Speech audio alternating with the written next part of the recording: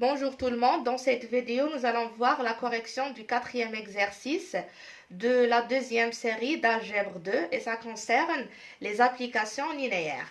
Alors dans cet exercice nous avons phi une application définie de R2 de x vers R2 de x, tel que pour chaque polynôme de degré inférieur ou égal à 2, phi de p c'est égal à p, le même polynôme, moins p de 1 fois x carré. Dans la première question, on cherche à vérifier que phi est un endomorphisme de R2 de x. On rappelle tout d'abord ce que c'est qu'un endomorphisme. Donc, si j'ai une application f définie de E vers E, telle que pour chaque élément x, on fait associer f de x.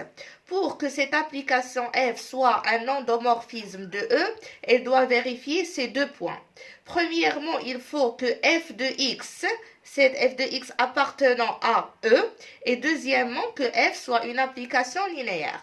Donc, dans notre exercice, pour vérifier que phi est un endomorphisme de R2 de x, on doit vérifier tout d'abord que phi de p, qui est égal à p moins p de 1 x carré appartenant à R2 de x, c'est-à-dire que c'est un polynôme de degré inférieur ou égal à 2. Et deuxièmement, on doit vérifier que phi est une application linéaire. Alors, on commence par le premier point. Donc, pour le premier point, on a pour tout p appartenant à R2 de x, c'est-à-dire pour tout polynôme de degré inférieur ou égal à 2, on a phi de p c'est égal à exactement p moins p de 1 x carré. On peut remarquer directement que p appartenant à R2 de x et p de 1 fois x carré aussi appartenant à R2 de x. P appartenant à R2 de x, c'est un polynôme de degré inférieur ou égal à 2. Et aussi, P de 1 fois x carré appartenant à R2 de x, c'est un polynôme de degré inférieur ou égal à 2. Donc, on peut dire que directement que phi de P appartenant à R2 de x. Donc, comme P, je peux écrire ici, on a P et P de 1 fois x carré appartenant à R2 de x, donc phi de P appartenant à R2 de x. Ou bien, on peut écrire le phi de P comme un polynôme et démontrer que c'est un polynôme de degré inférieur ou égal à 2. On peut faire comme ça. Je continue ici. P appartenant à R2 de x, c'est-à-dire que ce polynôme est écrit sous la forme, c'est-à-dire que P appartenant à R2 de x, c'est équivalent à dire que P, c'est égal à A0 plus A1 fois x plus A2 fois x carré. C'est bon? Donc, j'ajoute ici avec A0, A1, A2 appartenant à R. Maintenant, ça c'est P. Je cherche à écrire le P1 moins x carré. P1, c'est égal, pour avoir le P de 1, je remplace x par 1. Donc, c'est égal à A0 plus A1 plus A2. Et le P1 fois x carré, donc, c'est égal à quoi? P de 1 fois x carré, j'écris ici, ça implique, P1 fois x carré, c'est égal à x carré ou bien à A0 plus A1 plus A2 fois x au carré. Donc, phi de P, c'est égal à P moins P de 1 fois x carré. Donc, c'est égal à A0 plus A1 fois x plus A2 fois x carré moins le P1 fois x carré moins A0 plus A1 plus A2 fois x au carré. Ici, je peux factoriser par x carré. Donc, qu'est-ce qu'on obtient vers la fin? Je continue ici. Donc, phi de P, c'est égal à A0 plus A1x plus Ici, si je factorise, je simplifie, j'aurai A2 moins A2, donc c'est 0. Alors, il me reste plus moins A0 moins A1 fois x au carré. Donc, ça appartenant à R, le A0 appartenant à R, A1 appartenant à R, moins A0 moins A1 appartenant à R. Ici, j'ai le 1x et x carré, donc le phi de P, c'est un polynôme de degré qui est égal à 2, donc le phi de P appartenant à R2 de x. Alors maintenant, on passe pour démontrer que phi est une application linéaire. Pour démontrer que phi est une application linéaire, on considère soit alpha, bêta appartenant à R et P, Q appartenant à R2 de X. Pour une application comme l'application que j'ai écrite dans le rappel, ici j'ai X, donc on prend normalement X et Y. On fait f de alpha X plus bêta Y, c'est égal à alpha f de X plus bêta f de Y. Mais cette fois-ci, je ne travaille pas avec des X, mais je travaille avec des polynômes. Donc, je dois prendre à la place de X, Y, deux éléments de E, je dois prendre P et Q, deux polynômes de R2 de X, de degré inférieur ou égal à 2. Donc, on doit démontrer que phi de alpha P plus bêta Q, c'est égal, j'écris ici le résultat que je dois trouver, c'est égal à alpha phi de P plus bêta phi de Q. Voilà ce qu'on cherche à trouver vers la fin. J'écris ici, qu'est-ce que ça veut dire? Phi de alpha P plus bêta Q.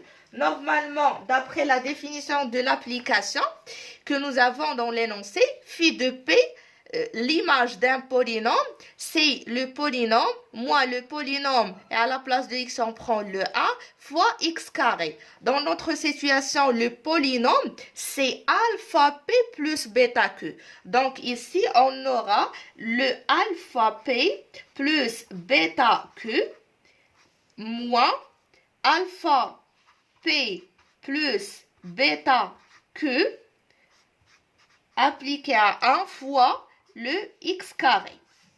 C'est bon? Et on continue les calculs. Mais avant de continuer les calculs, je viens ici. Qu'est-ce que je cherche à trouver? Je cherche à trouver alpha phi de P plus bêta phi de Q. Qu'est-ce que ça veut dire ça? Le alpha phi de P, ça veut dire alpha fois P moins P de 1 fois x carré plus bêta fois phi de Q, c'est bêta fois Q moins Q de 1 fois x carré. Donc, j'essaye de trouver cette expression à la place de celle-ci. D'accord? Donc ici, je peux remarquer que si je factorise par phi, j'obtiens exactement P moins P de 1 fois x carré. Pourquoi? Parce que je garde ici, c'est alpha P plus bêta Q moins alpha P plus bêta Q de 1, c'est alpha P de 1 moins bêta Q de 1. Ici, je fais un plus, ici moins, je factorise fois x carré. Donc, c'est égal à alpha P plus bêta Q moins alpha P de 1 fois x carré moins bêta Q de 1 fois x carré. Donc, je factorise par alpha, j'obtiens alpha facteur de P moins P de 1 fois P de 1 fois x carré, je ferme la parenthèse, plus je factorise par bêta, bêta facteur de Q moins Q de 1 fois x carré. C'est exactement ce que je cherche à trouver. Donc, normalement, si vous êtes en train de faire un brouillon, alors on supprime cette ligne et on obtient le résultat. Donc, phi, c'est une application linéaire. Donc, phi, application linéaire. Et comme elle est une application linéaire et le phi de P appartenant à R2 de X, alors c'est un endomorphisme de R2 de X. Dans la deuxième question, on cherche à trouver le quart de phi et le rang de phi et à dire est-ce que l'application phi est injective, est-ce qu'elle est surjective. Injective et surjective. Alors on commence par le quart de phi.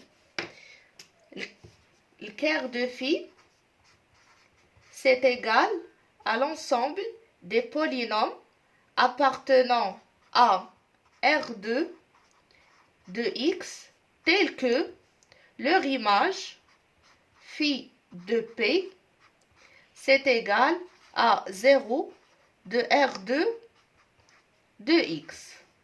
Donc c'est égal à l'ensemble, un polynôme appartenant à R2 de X, un polynôme de degré inférieur ou égal à 2, c'est ce polynôme que nous avons écrit ici, c'est le polynôme A0 plus A1x plus A2x carré avec A0, A1, A2 appartenant à R. Donc, ça veut dire c'est l'ensemble des P appartenant à R2 de X, tel que phi de P, c'est égal à P moins P de 1 fois X carré est égal à 0 de R2 de X. C'est égal à l'ensemble des polynômes appartenant à R2 de X tels que, alors ici je barre cette ligne parce que j'aurai besoin de remplacer le polynôme. Donc j'écris c'est l'ensemble des polynômes qui est égal à A0 qui sont égaux à A0 plus A1x plus A2 x carré appartenant à R2 de X tel que bien avec A0, A1, A2 appartenant à R tel que le P moins P de 1 fois X carré est égal à 0 de R2 de X. Déjà, dans cet exercice, dans la question précédente, nous avons calculé phi de P dans la situation où P c'est égal à A0 plus A1x plus A2x carré. Donc, c'est le même résultat. On a trouvé que phi de P dans cette situation, c'est égal à exactement A0 plus A1x plus moins A0 moins A1 fois x carré. Donc, ici, on remplace. C'est l'ensemble des polynômes qui sont égaux à A0 plus A1x plus A2 x carré avec A0 A1, A2 appartenant à R, tel que A0, tel que phi de P est égal à 0 de R2, tel que A0 plus A1 x plus moins A0 moins A1 x carré, c'est égal à 0 de R2 de x. Ce polynôme est égal à 0 de R2 de X, ça veut dire que A0 c'est égal à 0 et A1 c'est égal à 0, moins A0 moins A1 est égal à 0, ce qui revient au même, et à dire que A0 c'est égal à 1. Donc, c'est l'ensemble, je continue ici, c'est égal à l'ensemble des polynômes A0 plus A1x plus A2 x carré avec A0, A1, A2 appartenant à R tel que A0, je peux la réécrire ici, A0 c'est égal à A1. C'est égal à 0. Donc si on remplace le A0, le A1 par leur valeur 0, 0. Donc, on obtient que c'est l'ensemble des polynômes P qui sont égaux à, ici 0, 0, qui sont égaux à A2 fois x carré. Avec A2, on n'a pas ni A1 ni A0, donc directement A2, avec A2 appartenant à R.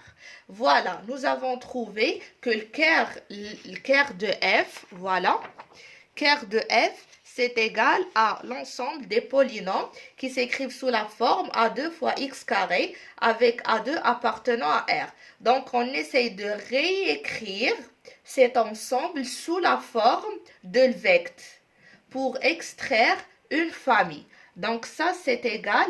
Ici, j'ai A2 multiplié par x carré. Donc ici, un élément appartenant à R fois polynôme de degré inférieur ou égal à 2. Donc ça, c'est égal à le vect de x carré.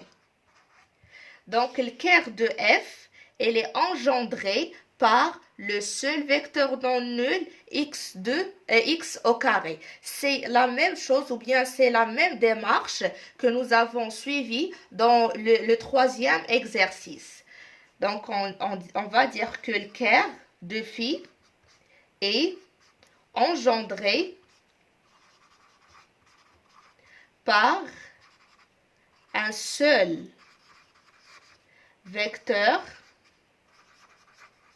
non nul, le singleton de x carré, qui est une base,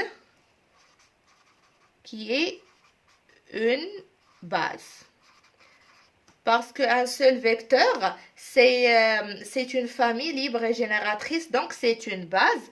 Et par suite, la dimension de le Ker de phi, c'est égal à 1, parce qu'on a un seul vecteur. La question que vous pouvez poser maintenant, c'est pourquoi nous avons calculé la dimension de le Ker, sachant que dans la question c'était trouver le Ker de phi et après le rang de phi. Ils ne nous ont pas demandé de trouver ni une base de le Ker de phi ni la dimension de le Ker de phi. Mais tout simplement, on a calculé la dimension de le Ker de phi pour déterminer le rang. On sait très bien que le rang de phi, c'est la dimension de l'image. Et la dimension de l'image, c'est égal à la dimension de E moins la dimension de le Ker. Donc, on a déjà calculé la dimension de le Ker. Et d'ici, on peut dire, d'après l'exercice numéro 3, nous avons vu que si le déterminant, si la dimension de le Ker d'une application est différente de 0, alors, comme déduction, on peut déduire que l'application n'est pas injective. Donc ici, on peut garder dans la tête le fait qu'on a la dimension de le Ker de phi différente de 0. Alors l'application, si j'ai la question concernant l'injectivité de l'application, elle sera non injective. On passe pour le rang. Le rang de phi, c'est égal à la dimension de l'image de phi. Et c'est égal à la dimension de E qui est R2 de X moins la dimension de le Ker de phi. Donc c'est égal, la dimension de R2, c'est égal à 3. C'est pas 2 parce que pour les R2, on a dans la base R2 de X, on a 1, X et X carré. Donc on a 3 vecteurs. Alors la dimension c'est 3 moins 1, c'est égal à 2. Donc le rang de phi, c'est égal à 2. On passe maintenant pour dire est-ce que l'application est injective, est-ce qu'elle est surjective. Comme je viens de dire, on a dimension de le Ker de phi est égal à 1, différent de 0. Donc, phi n'est pas injective. Pour la surjectivité de l'application n'est pas surjective parce qu'elle n'est pas injective. Mais ce qui nous permet de dire cette phrase, c'est le fait que phi est un endomorphisme. Je rappelle ici, si phi, ou bien si f, une application f, est un endomorphisme, endomorphisme en dimension finie. En dimension, j'ai dit en dimension finie. Si phi est un endomorphisme en dimension finie, alors phi est f injective, c'est équivalent à dire que phi surjective. Donc, dans notre exercice, j'écris ici F, dans notre exercice, on a phi un endomorphisme en dimension finie. Donc, si phi est injective, alors elle est surjective. Et j'ai ici seulement si. Donc, et si elle n'est pas injective, alors elle n'est pas surjective. On a démontré ici que phi n'est pas injective, donc phi n'est pas surjective. On écrit ici, phi est un endomorphisme, on a phi est un endomorphisme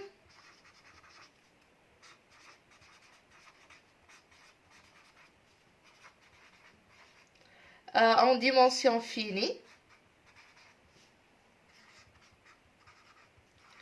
Donc,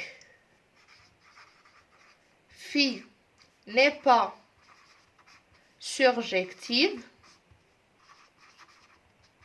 car elle n'est pas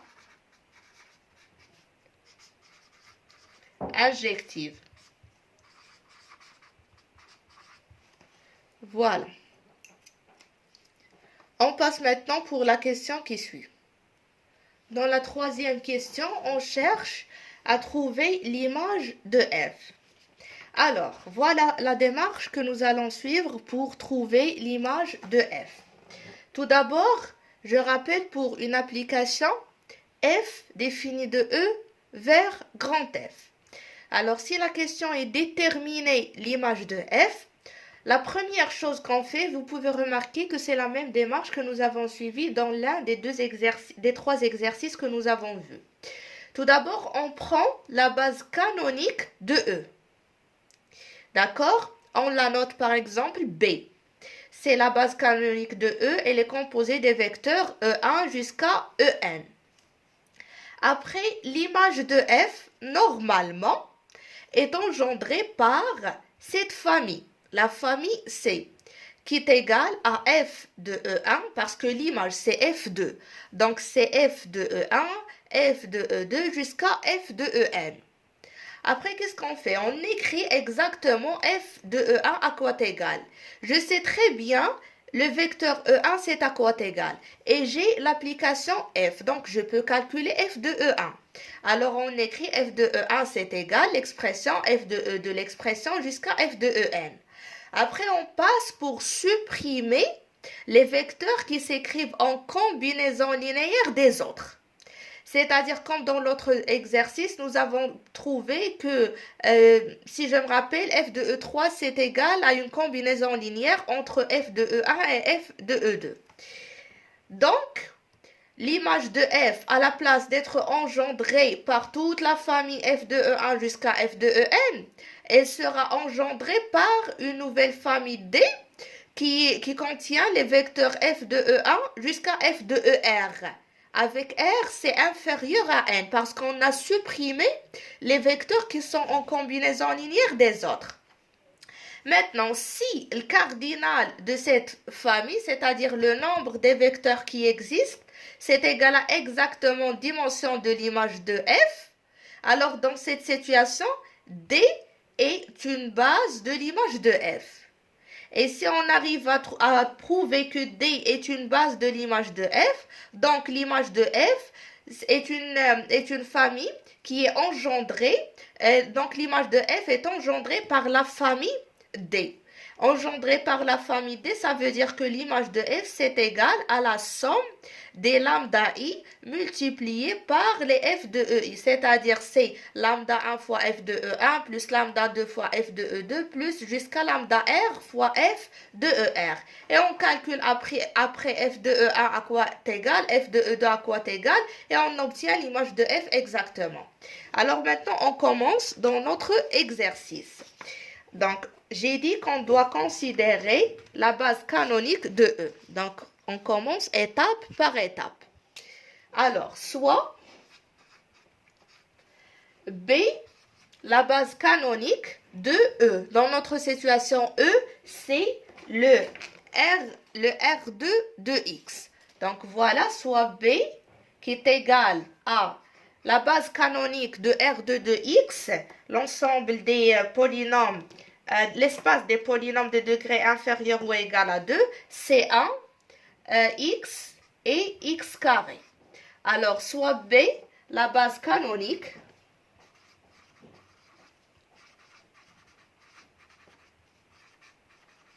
de R2 de X. Maintenant, on passe pour l'image. Alors, on sait que l'image de phi est engendrée par la famille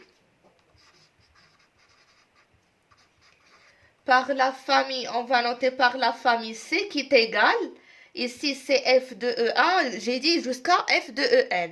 Donc dans notre situation, c'est phi de 1, phi de x, phi de x carré.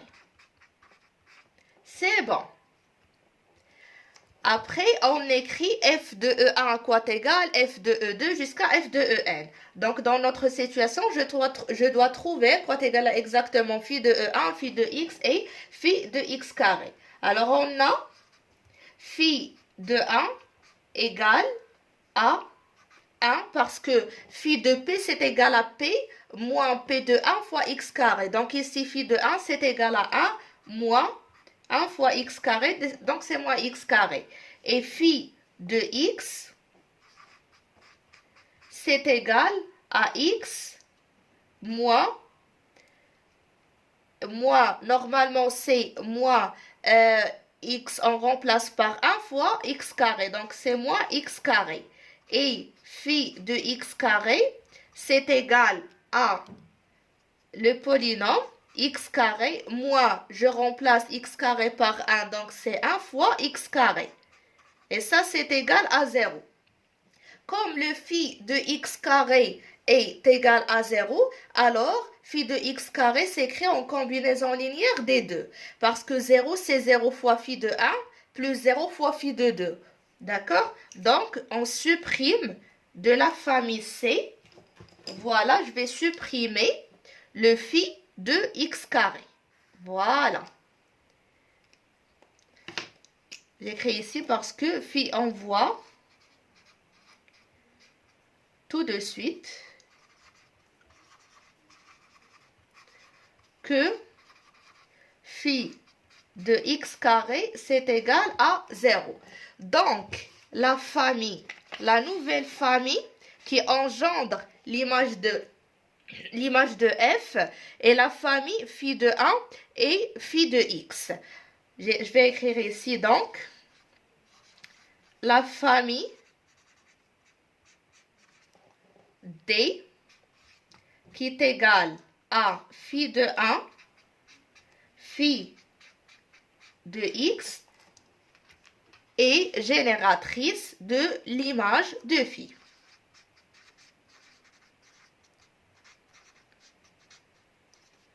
Je peux dire génératrice ou bien engendre. Génératrice de l'image de phi.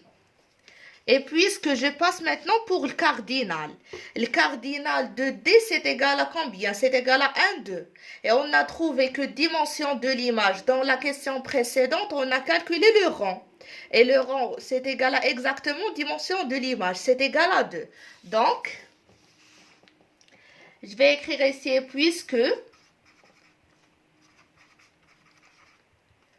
cardinal de D égale à 2 égale à dimension de l'image de phi, on en déduit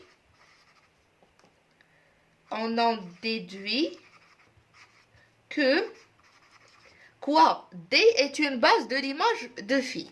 Que D est une base de l'image de phi. Voilà. D est une base de l'image de phi. Donc, l'image de phi est engendrée. Donc, l'image de phi est engendrée par la famille D.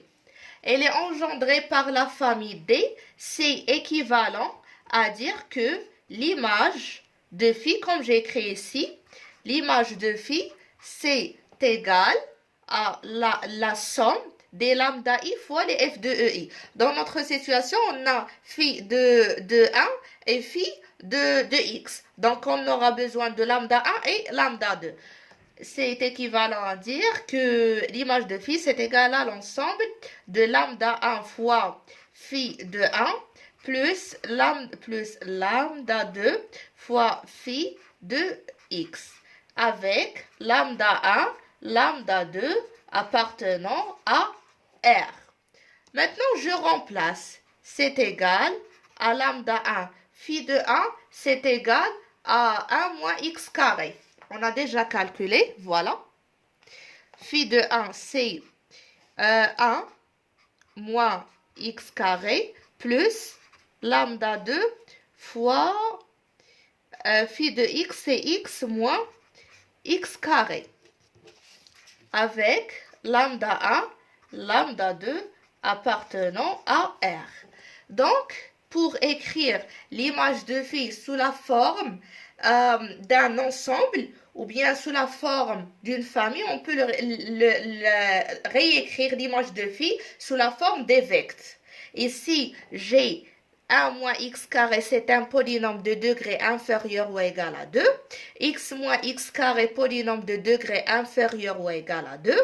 Alors, et voilà que lambda 1, lambda 2 appartenant à R. Donc, je peux écrire que ça, c'est égal à le vecteur de 1 moins x carré et x moins x carré. Voilà à quoi est égale l'image de phi. L'image de phi, c'est égal à exactement le vecteur de 1 moins x carré et le x moins x carré. On passe maintenant pour la dernière question. Dans la dernière question, on cherche à montrer que E, qui est R2 de x, c'est égal à la somme directe de l'équerre de phi plus l'image de phi. De l'équerre de phi et l'image de phi. Alors, pour démontrer, pour une application f, je fais ici pour une application f, pour démontrer que E est égal à la somme directe de l'équerre de f et l'image de f, si on a le quart de f est égal à le vecteur de E, si on arrive à montrer que le quart de f est égal à le vecteur de E1, l'image de f est égale à le vecteur de U de E3, avec U1, U2, U3 est une base de E, donc on peut déduire ça.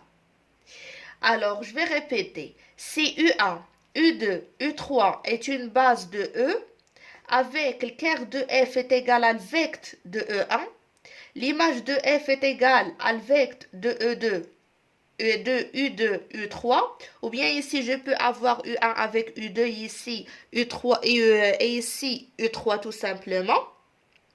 Alors, dans cette situation, on peut dire que le E c'est égal à la somme directe de l'équerre de f et l'image de f. Donc, dans notre exercice, pour montrer que E est égal à la somme directe de l'équerre de phi et l'image de phi, Alors, on a tout d'abord trouvé dans la première question, je pense que dans la deuxième question, que le quart de phi, c'est égal à x carré.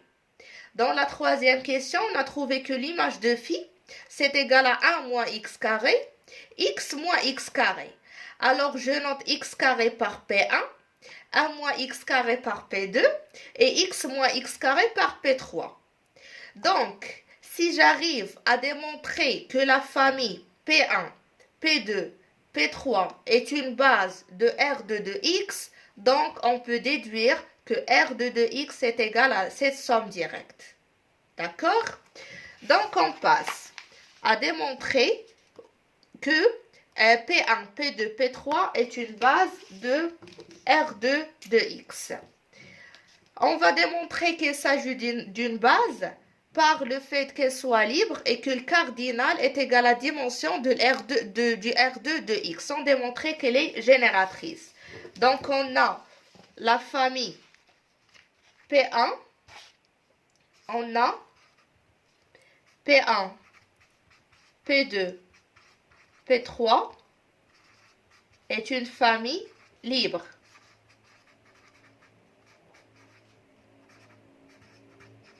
Car lambda 1 fois P1 plus lambda 2 fois P2 plus lambda 3 fois P3 égale 0, c'est équivalent à dire que, je vais continuer ici, lambda 1 fois x carré plus lambda 2 fois 1 moins x carré plus lambda 3 fois x moins x carré est égal à 0. C'est équivalent à dire qu'on peut factoriser. Ici, on aura lambda 2. Après, c'est lambda 2 moins x. Je vais suivre par lambda 3x. Après, pour le x cube, plus x cube facteur de lambda 1. Ici, c'est moins lambda 2 et moins lambda 3 x carré, c'est pas x cube, désolé, est égal à 0. Donc, c'est équivalent à dire que lambda 1, ici lambda 2 est égal à 0, lambda 3 est égal à 0, donc aussi lambda 1 c'est égal à 0. Donc lambda 1 est égal à lambda 2 est égal à lambda 3 est égal à 0. Donc la famille est une famille libre et de plus, le cardinal de cette famille, je vais la noter par C'. Le cardinal de C', c'est égal à, normalement, le cardinal, c'est égal à 1, 2, 3, puisqu'il est une famille libre. Donc, c'est égal à 3. C'est égal à la dimension de R2 de x. Parce que, comme j'ai dit, R2 de x, c'est l'espace qui a comme base canonique 1, x et x carré, donc 3 vecteurs. Alors, la dimension, c'est égal à 3, c'est égal à le cardinal de C'. Donc, C' est une base de R2 de x. Elle est une base de... Donc, on a démontré que C' est une base de R2 de x avec le quart de phi, c'est égal à P1. L'image de phi, c'est égal à le vecteur de P2, P3. Donc, E, c'est égal à la somme directe des deux. Donc, on peut déduire que, je vais écrire ici, donc, le E, ou bien R2 de x, c'est égal à le quart de phi, la somme directe avec l'image de phi. Et comme ça, on arrive à terminer le quatrième exercice de cette série. Il nous reste le dernier exercice. Et ça pour la prochaine vidéo, Inch'Allah. Je vous souhaite bon courage.